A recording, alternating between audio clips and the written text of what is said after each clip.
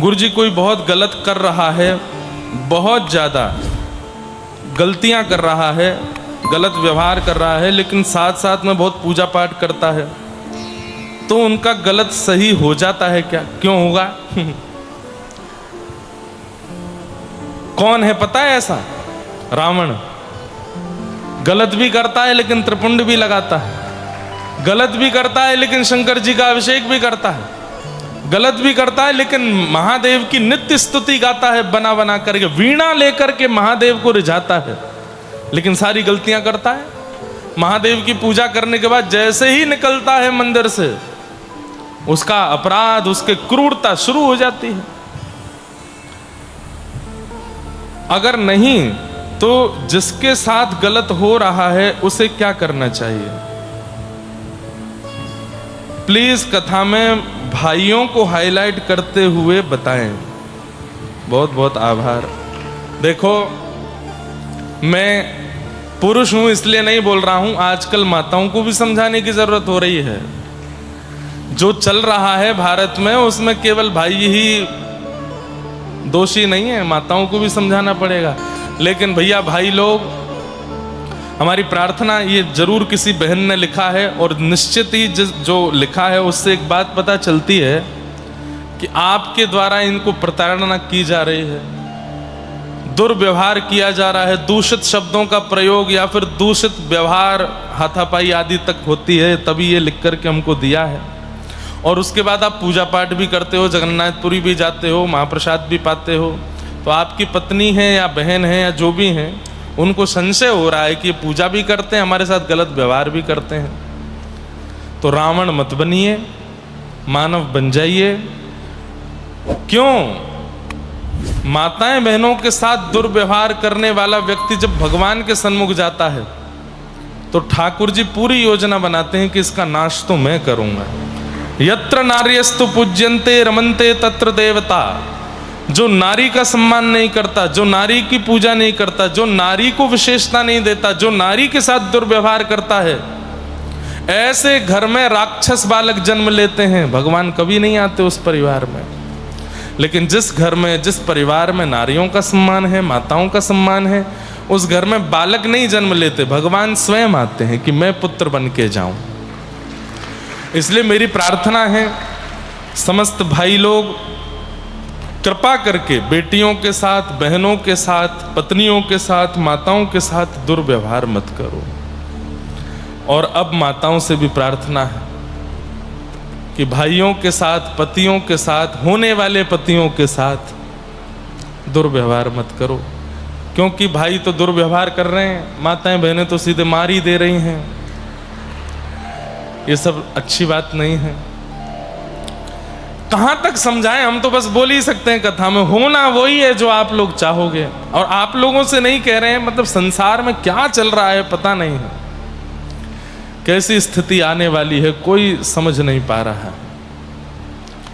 कृपा करके इस पर ध्यान दें।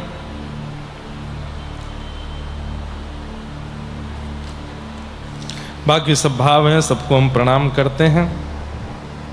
कल हम लोगों ने ठाकुर जी के रास बिहार का प्रसंग सुना। वुमेन एम्पावरमेंट तो आप जगन्नाथ महाप्रभु से सीखो। दोनों भैया अगल बगल साइड में खड़े हैं, लेकिन अपनी बहन को बीच में बैठा रखा है, बहन को विशेष रूप से सबके आगे किया।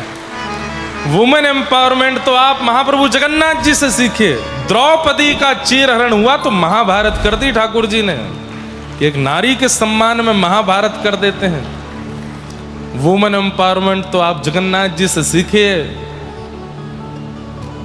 रावण हरण करके ले गया था सीता जी का, पूरी लंका को तहस नहस कर दिया, जला दिया और रावण का वध कर दिया। नारी का जितना सम्मान ये करते हैं, अगर इनका अर्चक, इनका साधक, इनको भजने वाला उतना नहीं करता तो सबसे ज्यादा कष्ट तो इन्हीं को होता है। इसलिए नारी का सम्मान करो। भगवान की बहुत बढ़िया कृति है माताएं बहनें, इनका बहुत सम्मान करो, इन्हें बहुत प्रेम प्रदान करो। कह दें तो कोई बड़ी बात नहीं, पलकों पे रखो, अच्छे से रखो, खूब प्रेम दिया करो। अपनियों को। हाँ, कई लोग इतने दुष्ट हो गए संसार में, पर स्त्री गमन करते हैं, एक से विवाह करने के बाद अन्य के प्रति बुद्धि रखते हैं। बोले महाराज जी तो कह रहे थे पलकों पर रखो सबको। ऐसा नहीं, जिनके प्रति आपका अधिकार है, आपकी पत्नी है, आपकी बेटी है, आपकी बहन है, आपकी मैया है, इनको पलकों पर रखो और बाकियों को पलकों से दूर रखो। दूर से प्रणाम करो, सबको वंदन करो। भाई लोग जितना अच्छा जीवन जी सकते हैं इस प्रकार से, आपको बताएं, व्रत नहीं कर पाओ चलेगा, जाप नहीं कर पाओ चलेगा, भजन नहीं कर पाओ चलेगा, मंदिर नहीं जा पाओ चलेगा, लेकिन आपके व्यवहार में ये है जो अभी हमने कहा, तो ठाकुर जी आपसे बहुत प्रसन्न है। बोल कोई बात नहीं, मंदिर नहीं आता चलेगा, नाम जप नहीं करता वो भी चलेगा, एकादशी नहीं कर पाता तब भी ठीक है, लेकिन तेरा व्यवहार इतना कुशल है, इतने भयावह है कलिकाल में, मुझे इससे बड़ी प्रसन्नता है। तू नारी का सम्मान करता है, मैं तुझसे बहुत प्रसन्न हूं। इसलिए शुद्ध हो जाइए, पवित्र हो जाइए। कल हम लोगों ने रास का प्रसंग सुना, भगवान ने रास विहार किया, तत्पश्चात अब हम कथा को थोड़ा जल्दी जल्दी आगे की ओर लेके चलेंगे। युगल गीत का प्रसंग आया, भगवान के व्रज से गमन की लीला। आज किसी ने मुझे प्रश्न करके कहा कि महाराज जी, ठाकुर जी ने ब्रजवासियों को इतना वियोग क्यों दिया? एक बात याद रखिएगा, ध्यान से सुनिएगा कि वियोग में प्रेम बढ़ता है। और रही बात, तो ठाकुर जी ब्रजवासियों के कण कण में है, मन में है, रोम रोम में है, हर स्थिति में है। केवल ब्रजवासियों के उस वियोग को ठाकुर जी अजर अमर करना चाहते थे, पूरे विश्व को बताने के लिए, इसलिए ठाकुर जी वियोग दे करके आए हैं। प्रसंग में विस्तार नहीं करूंगा वियोग का, हमको क्योंकि घर नहीं जाना या कहीं और कथा करने नहीं जाना, पूरी ही जाना है। और वैसे ही महाप्रभु जी बहुत वियोग में है, ये वियोग का ही स्वरूप है ठाकुर जी का, इसलिए वियोग का प्रसंग ज्यादा नहीं कहेंगे। अक्रूर जी महाराज वृंदावन आए और ठाकुर जी और बलराम जी को लेकर के, हाँ एक प्रश्न और था कि महाराज जी ठाकुर जी व्रत से गए, रोहिणी मैया को लेकर के गए, यशोदा जी को लेकर क्यों नहीं गए? गोपियों को साथ लेकर के क्यों नहीं गए? श्री राधा रानी को साथ लेकर के क्यों नहीं गए? अब ये बात सुनकर के पता नहीं आपको कैसा लगेगा, लेकिन एक बात बहुत वास्तविक है। कल हम गोपी गीत गा रहे थे, गोपी गीत के प्रथम श्लोक में लिखा है, जयति तेधिकम जन्मना व्रजः। आप आइए अनुज जी, इसको ठीक कर दीजिए, नहीं तो नैका देर में मैं भी जगन्नाथ पिघल के बन जाऊंगा। श्रयत इंदिरा सस्वदत्र ही। गर्मी तो आप लोगों को भी लग रही है ना, लेकिन आपका काम सुनने का, हमारा सुनाने का, हमारा ठीक रहना ज्यादा जरूरी है ना। सुन तो शांत रह के सुना जा सकता है, लेकिन अगर सुनाने वाला ही विचलित हो जाए तो। इधर आ रही है, इधर करो, गुरुदत्त जी का काम है, लेकिन आप कर दो। हवा आ किससे रही है? इधर आ रही है, हाँ इसको ठीक करो, इसको।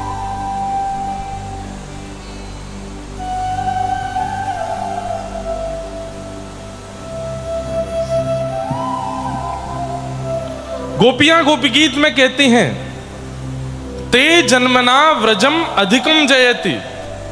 कन्हैया तुम हमसे दूर चले जाओ, लेकिन हमारा कोई दोष नहीं है, अपराध नहीं है, कृपा करके पुनः वापस आ जाओ।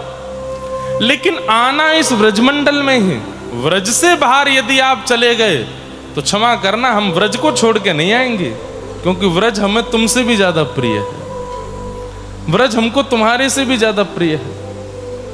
जैसे प्रेम का एक स्वरूप है, सब लोग इधर देखो, ध्यान से सुनना।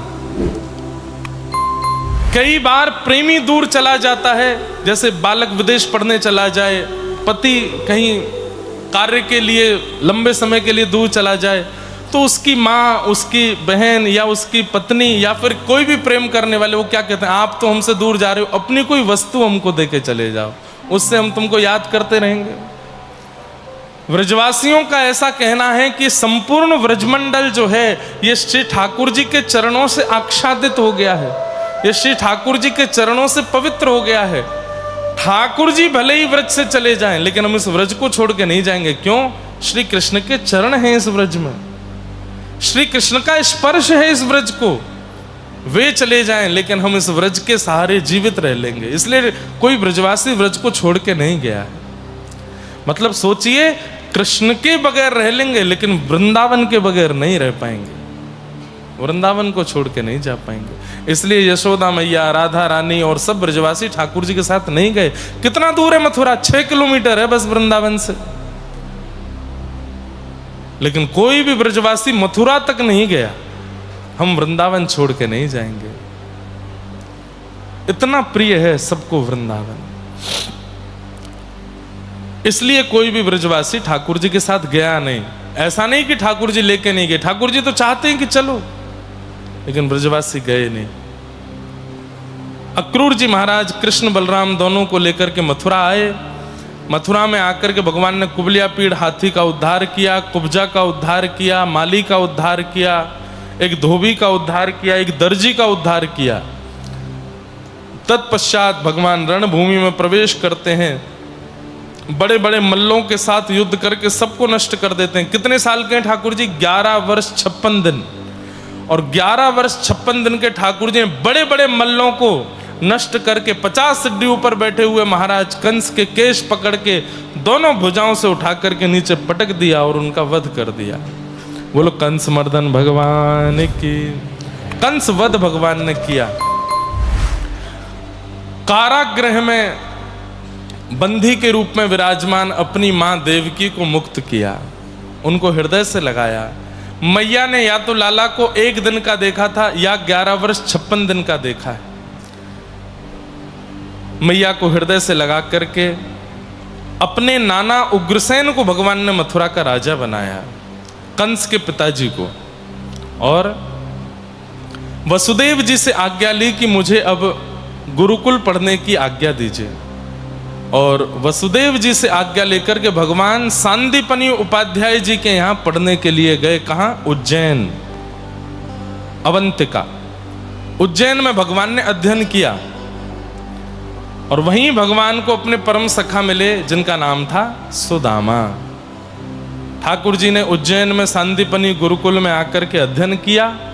अध्ययन करने के उपरांत पुनः लौट करके भगवान द्वारिका गए। अब भगवान राजकुमार हो गए। ठाकुर जी की अवस्था कितनी हो गई? 16 वर्ष। अच्छा, एक बात ध्यान से सुनिए, श्री कृष्ण सदैव 16 वर्ष के ही रहते हैं। भगवान का जो वपु है, जो तन है, वो भले ही 150, 200, 5000, 2500, 2 लाख, करोड़ वर्ष का हो जाता है, लेकिन ठाकुर जी देखने में 16 वर्ष के ही लगते हैं। भागवत जी में द्वारिका लीला का वर्णन आता है। भगवान 16 वर्ष के, भगवान का पुत्र प्रद्युम्न 50 वर्ष का, भगवान का पौत्र अनिरुद्ध 25 वर्ष का, और दादाजी भगवान 16 वर्ष के। मतलब परपौत्र है 26 वर्ष का, पुत्र है 50 वर्ष का, और परदादाजी ठाकुर जी हैं 16 वर्ष के। भगवान को कभी रेशे नहीं आते। ये जो हमारे मुखमंडल पर जो दाढ़ी मूछ आती है, और दाढ़ी मूछ के आने से पूर्व जब बच्चा 13-14 वर्ष का होता है तो सफेद सफेद सफेद जो रेशे आ जाते हैं, ये भी नहीं आते ठाकुर जी को। कई लोग कहेंगे खाटू श्याम भगवान की दाढ़ी मूछ कैसे है फिर, और उसके पीछे कथा स्कंद पुराण में है। लेकिन भगवान का बर्बरीक स्वरूप है वो, और भगवान ने उनको आज्ञा दी कि तुम मेरा ही रूप हो, इस भाव से हो सकता है। लेकिन कहीं भी ठाकुर जी को दाढ़ी मूछ नहीं आती। ठाकुर जी सदैव युवान रहते हैं, ठाकुर जी सदैव 16 वर्ष के बालक की तरह ही रहते हैं। अच्छा, इसके पीछे कारण क्या है? 16 वर्ष के ही क्यों रहते हैं ठाकुर जी? अब की बात अलग है, लेकिन आज से 20 वर्ष पहले भी अगर हम चले जाएं तो 16 वर्ष के बालकों को कुछ भी नहीं पता था संसार का। आज तो 11 वर्ष के बालक को भी पता है कि स्त्री पुरुष का क्या भेद होता है, संसार क्या होता है, विवाह का अर्थ क्या होता है, ये संसार कैसे चलता है। 11 वर्ष के बालक को भी सब पता है, लेकिन आज के 20 वर्ष 25 वर्ष पहले भी 16 वर्ष के बालक को इतना ज्ञान नहीं होता था। अरे जब हम लोग भी छोटे थे, हमारे उम्र के बच्चे भी जब छोटे छोटे होंगे, 8-9 वर्ष तक तो ऐसे ही घूमते थे, वस्त्र भी मैया पहनाती थी, खुद पहनना भी नहीं आता था। ठाकुर जी 16 वर्ष के इसलिए रहते हैं क्योंकि 16 वर्ष तक की उम्र में विकार नहीं आते, मन में विषय की इच्छा नहीं होती, काम की इच्छा नहीं होती, भोग की इच्छा नहीं होती। तो ठाकुर जी सदैव उस आयु में रहते हैं जिस आयु तक भोग, विषय, काम चित्त में प्रवेश ना करे, इसलिए ठाकुर जी 16 वर्षीय रहते हैं।